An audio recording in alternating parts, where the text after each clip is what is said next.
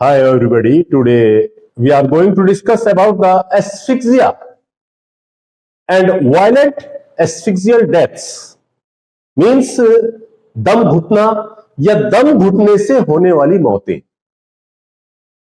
Asphyxia देखिए किसको कहते हैं? The condition in which supply of oxygen to the blood and tissues has been reduced, यानी कि जब आपका ऑक्सीजन की सप्लाई ब्लड के अंदर और टिश्यूज के अंदर जो है आपका कम हो जाती है, तो उसकी वजह से इंसान की मौत होती है। The condition in which supply of oxygen to the blood and tissues has been reduced, यानी कि ब्लड और बॉडी टिश्यूज के अंदर ऑक्सीजन की जब सप्लाई कम हो जाती है तो उसकी वजह से इंसान को दम घुटने लगता है। इंसान का दम घुटने लगता है किसकी वजह से? By any interference of the respiration. Respiratory system के अंदर किसी भी तरह की कोई प्रॉब्लम शुरू हो जाए तो उसकी वजह से, या रेस्पिरेटरी प्रॉब्लम की वजह से ऑक्सीजन कम जाना शुरू हो जाए बॉडी के अंदर, तो उससे इंसान का दम घुटने लगता है। और फिर लास्ट में धीरे धीरे अगर वो कंटिन्यू रहेगा तो इंसान की आगे जाके डेथ हो सकती है। तो इस एस्फिक्सिया की वजह से होने वाली डेथ्स जो है आपका, यानी कि दम घुटने से होने वाली डेथ्स जो है उसको हम वायलेंट एस्फिक्सियल डेथ्स का नाम देते हैं। स्टेजेस ऑफ एस्फिक्सिया, देखिए एस्फिक्सिया की तीन स्टेज होती है। नंबर 1 इंस्पायरेटरी डिस्निया, यानी कि सांस लेने में बहुत ज्यादा परेशानी होना। दूसरा एक्सपायरेटरी डिस्निया, यानी कि सांस छोड़ने में जो है आपका बहुत ज्यादा परेशानी का होना। और लास्ट में नंबर 3 रेस्पिरेटरी पैरालिसिस, यानी कि जो रेस्पिरेटरी सेंटर्स हैं ब्रेन के अंदर वो पैरालाइज हो जाते हैं, तो उसके बाद इंसान की डेथ निश्चित होती है।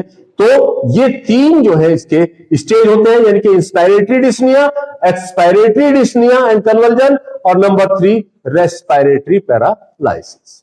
नंबर 1 इंस्पायरेटरी डिस्निया, इसके अंदर होता क्या है? इंस्पायरेटरी डिस्निया में क्या कंडीशन पैदा होती है? यानी कि जब सांस अंदर ले रहे हैं उस वक्त जब परेशानी होने लगती है, तो उसके बाद क्या होता है? एक साइन होता है, sign of physiological reaction to decreasing oxygen saturation of blood, यानी कि ब्लड के अंदर ऑक्सीजन का जो सैचुरेशन है वो डिक्रीज होता चला जाता है, कम होता चला जाता है। ब्रीथिंग, इसकी वजह से क्या होगा? जब ऑक्सीजन का लेवल कम होगा, नॉर्मल से जब ऑक्सीजन का लेवल कम होता जाएगा तो ब्रीथिंग बिकम्स रैपिड।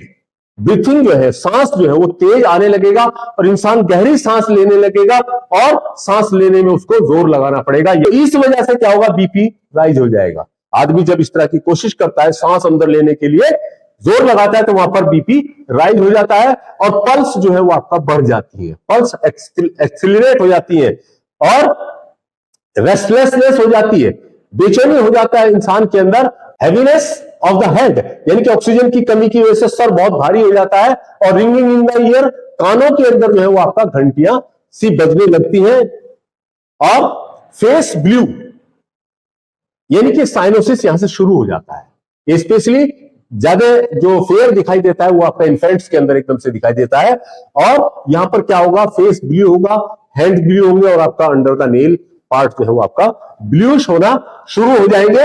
तो ये कंडीशन जो है आपका क्या कहलाती है? आपका इंस्पायरेटरी डिस्निया कहलाती है। दूसरी आपके एक्सपायरेटरी डिस्निया, यानी कि सांस छोड़ने में परेशानी का होना।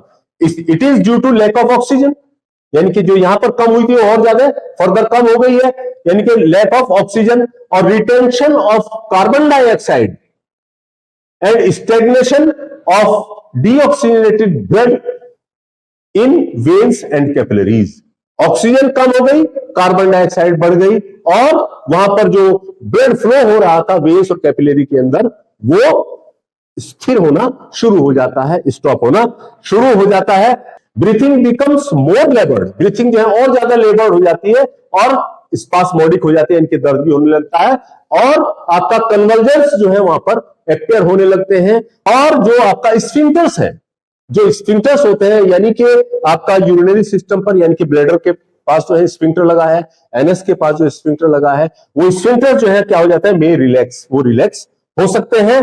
फेस एंड हेड डीप साइनोज्ड, यानी कि इंस्पायरेशन में, इंस्पायरेटरी फेज में कम साइनोज था, लेकिन यहां पर और ज्यादा जो है आपका साइनोज हो जाएगा। इनके head, face and head deep cyanosed, exudation of fluid from lungs, lungs के अंदर से फ्लूइड जो है वो एक्सुडेट यानी कि रिस्क कर बाहर आने लगेगा।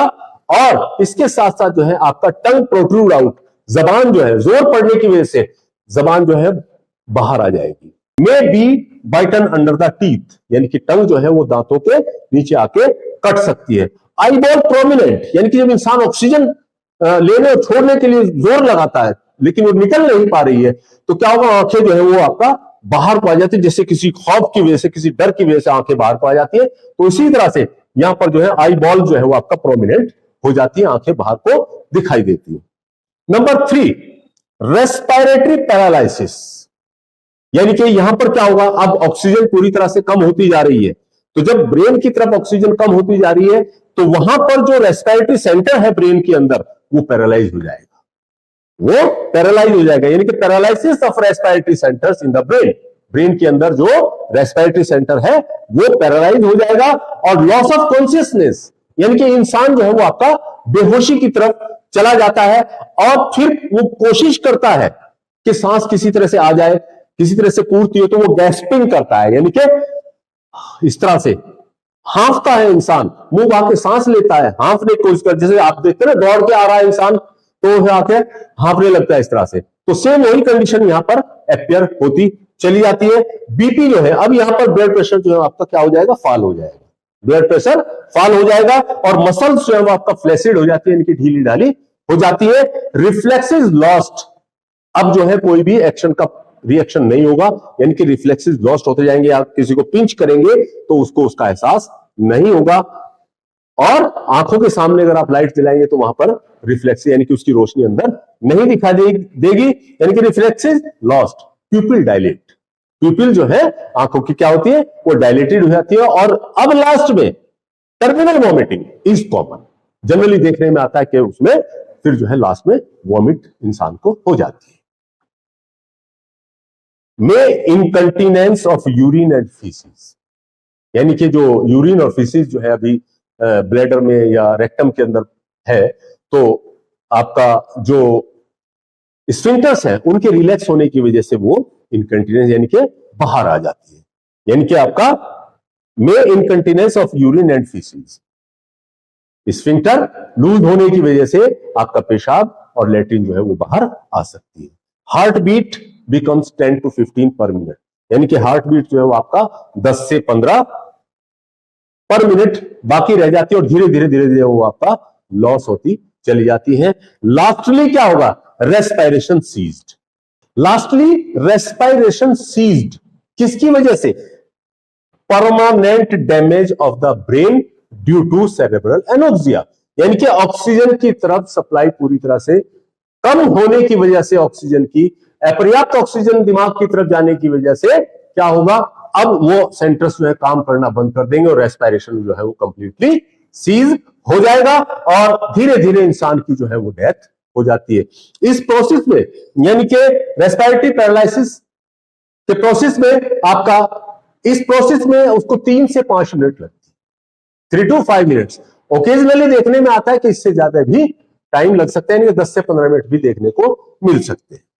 एस्फिक्सिया को आप जनरली इस तरह से समझिए कि एस्फिक्सिया यानी कि दम घुट रहा है, उससे क्या होगा, एस्फिक्सिया होने की वजह से, यानी कि कोई भी कॉज रहा हो, चाहे हैंगिंग रहा हो या थ्रॉटलिंग रहा हो या स्मूदरिंग रहा हो, कोई भी वजह हो, तो उसकी वजह से क्या होगा, एस्फिक्सिया की वजह से कैपिलरी डायलेटेशन हो जाएगा, यानी कि ब्लड कैपिलरीज के अंदर डायलेटेशन हो जाएगा और ब्लड जो फ्लो हो रहा है उसके अंदर वो स्टेसिस हो जाता है, यानी कि stasis, cessation of blood flow, stasis होगा। इस स्टेसिस होने की वजह से क्या होगा कि reduce venous return to the heart, यानी कि हार्ट की तरफ जो वेनस ब्लड जाना है वो कम हो जाएगा।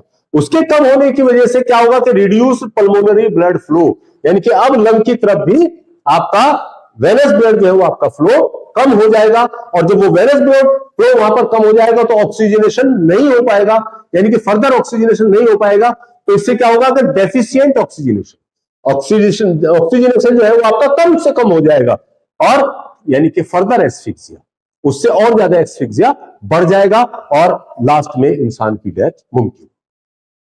Science of asphyxia, main science क्या है जिनके जरिए आप पहचान सकते हैं कि ये एस्फिक्सिया का केस है? उसमें नंबर 1 साइनोसिस। साइनोसिस यानी कि bluish colouration of the skin, यानी कि यहां पर लिप्स पर खासतौर से देखने को मिलती है, हैंड्स के अंडरनेल जो है वो देखने को मिलती है, cyanosis. Number 2 increased capillary permeability, blood capillaries की जो वाल है उसके अंदर परमेबिलिटी बढ़ जाएगी और उसमें से ब्लड बाहर की तरफ आने लगेगा, यानी कि स्किन सरफेस के नीचे आने लगेगा, तो जगह जगह पर स्पॉट्स से बन जाते हैं, तो उनको हम क्या बोलते हैं? पेटिशियल हेमरेज कहते हैं। यानी कि बॉडी पर जगह जगह पर छोटे छोटे रेडनेस से, ब्लड के स्पॉट्स से बन जाते हैं, जिनको हम पेटिशियल हेमरेज कहते हैं, और उसको हम कार्डियो स्पॉट्स भी कह सकते हैं। वायलेंट एस्फिक्सियल डेथ्स, यानी कि वो कौन सी मौतें हैं जो एस्फिक्सिया की वजह से हो सकती हैं? जो मौतें दम घुटने की वजह से होती हैं, दीज आर हैंगिंग, यानी कि फांसी लगाना, उसकी वजह से इंसान की मौत होती है। सफोकेशन, यानी कि दम घुटना, अब वो दम चाहे किसी के मुंह पे तकिया या हाथ वगैरह रख के ये रास्ता बंद कर दे तो उसकी वजह से इंसान का दम घुट जाता है, या धुएं वगैरह में इंसान फंस जाए तो वहां पर भी सफोकेशन की वजह से इंसान की मौत हो सकती है। स्ट्रेंगुलेशन, यानी कि गले के अंदर फंदा डाल के उसको इस तरह से खींचना, लटकाना नहीं है बल्कि इस तरह से खींचना, तो रेस्पिरेटरी जो पैसेज है वो ब्लॉक हो जाते हैं, उनके ब्लॉक होने से इंसान की मौत हो जाती है। ड्रॉनिंग, यानी कि डूब के मरना, जब इंसान डूब रहा होता है तो पानी के अंदर ऑक्सीजन नहीं होते, तो उस सूरत में जब ऑक्सीजन की कमी हो जाएगी तो इंसान डूबने की वजह से इंसान की मौत होती है। लेकिन होता क्या है, यानी कि वहां पर रेस्पिरेशन में प्रॉब्लम आ जाती है, उसकी वजह से ही इंसान की मौत होती है। तो ड्रोनिंग के केसेस में थ्रॉटलिंग, यानी कि हाथों से गला दबाना, उस सूरत में भी रेस्पिरेटरी पैसेज जो है वो आपका ब्लॉक हो जाता है और इंसान की मौत दम घुटने से हो सकती है। तो these are the violent asphyxial deaths. तो ये था आज का lecture, asphyxia and violent asphyxial deaths. इसमें से कोई सवाल अगर आपके जहन में आ रहा है तो हम कमेंट कर सकते हैं, और अगर ये वीडियो पसंद आया हो तो आप लाइक शेयर सब्सक्राइब जरूर कीजिए। थैंक्स।